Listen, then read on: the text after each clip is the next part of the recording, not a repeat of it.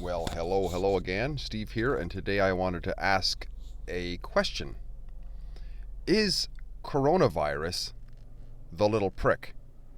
Now, the point of this question is to try to get myself going on a discussion to myself and to those who may be interested.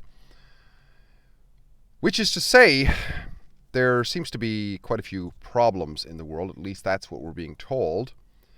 Stock market crashing, oil prices crashing, people out of work, people fighting over toilet paper and all this sort of stuff. Now, the excuse, of course, is that it's coronavirus. And yes, coronavirus could potentially be a huge problem worldwide, and it is already a huge problem for a lot of people. But is it riding upon a much bigger problem?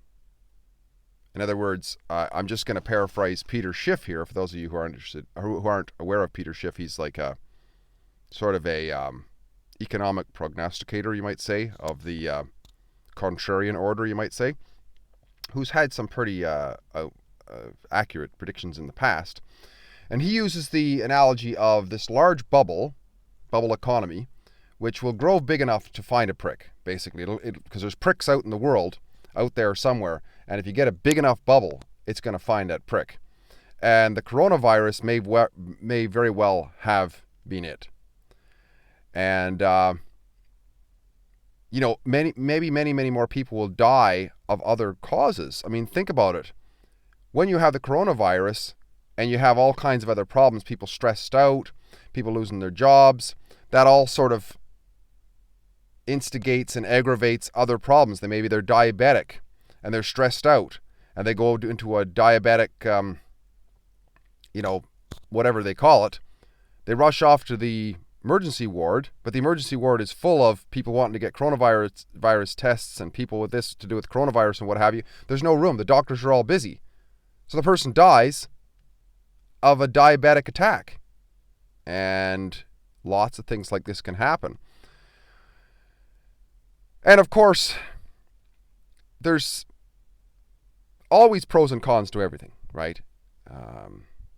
If somebody's malevolent enough, like a guy like, what was his name? That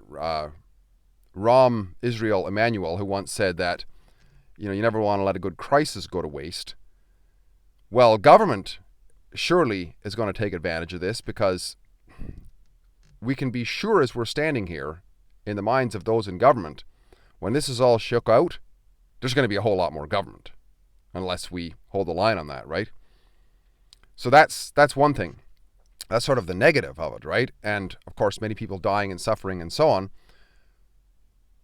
But is there also a silver lining in this?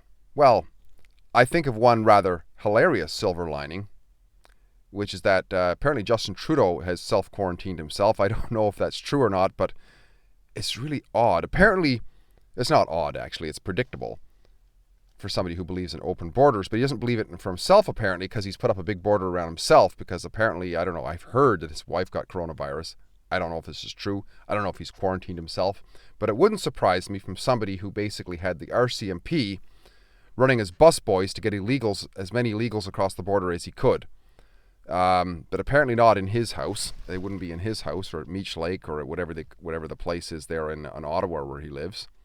I don't think he was billeting them there, but now he's believes in borders apparently for himself, but nobody else.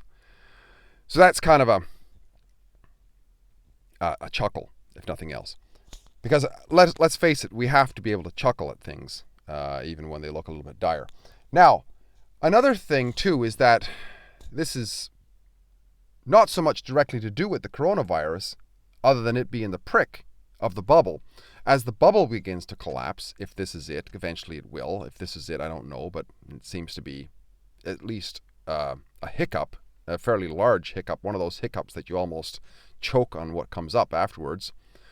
I would say that, I'm going to use the analogy of a coal stove, right? And a coal stove, if you ever had a coal stove, you usually have what's called an ash shaker on the bottom, because you get a lot of ash buildup, and then you can't get the breath going through, or the draft going through to burn the new coal that you put on top. So every once in a while you have to grab the shaker and shake it out. Well, society is kind of like a big coal stove at times too, isn't it? I mean, you have good times, and you have all this dross builds up, all this. There's a bunch of freeloaders and a bunch of laziness and a bunch of inefficient ways of doing things and all kinds of basically grifters who get involved, and they end up stifling the free flow of breath that is required to keep things going. So when you have a big meltdown, it's like somebody, the hand of God has grabbed a big shaker and given it a shake and shaken out all the ash. Now, yeah, people are going to suffer in the short term, no doubt about it, and I'm not belittling that whatsoever.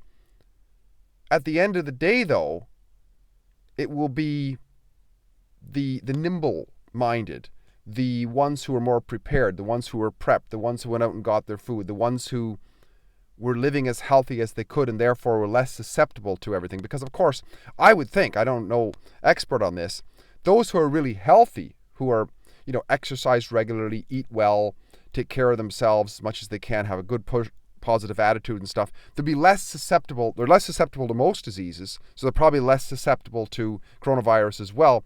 Even if they contract it, they're more likely to survive. So it's like, it's kind of like that. It sort of cleans house a little bit. And also, I don't mean cleaning. Don't get me wrong. I'm not saying cleaning house in terms of killing a bunch of people, but reallocating the resources, right? When you shake out something, you reallocate the resources in an economy. So where there were inefficiencies, those inefficiencies have to get left behind because it's an emergency, and that which is working keeps working. So that can rise to the top, and you reinvigorate the economy, and people can come out the other side maybe more aware that they should probably wash their hands, that they should probably eat well, that they should probably focus on things that are, rather than materialism, on their relationships and all these sorts of things. And that sort of has a cleansing effect. It's sort of like when we get sick sometimes.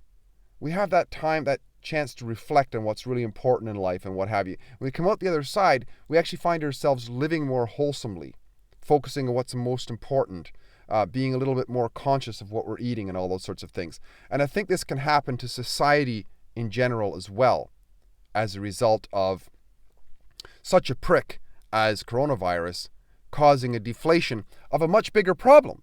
Because, of course, the world has much bigger problems than coronavirus, which is this massive, massive fiat currency infused bubble that's been going on for years and years. The longest bull market, and it's a phony bull market in history, you could say, has been largely fueled by this pump of Federal Reserve and central banking injection of fiat currency. So when that gets pricked, there can be one hell of a storm of problems and lots of people out of work and so on in the short term.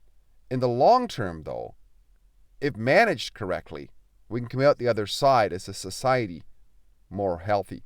And just hope a lot of people don't get injured big time in the process, though. Once again, it's great chatting, folks. Once again, it's hard to find me on YouTube. You can find me on BitChute at innergenie.com. Some of my videos go up there as well. Or Inner Genie, rather. Inner Genie, like the genie in the bottle.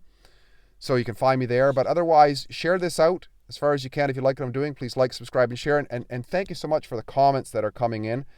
It's really a joy to be able to talk to you folks. And we'll talk again soon. Bye-bye for now.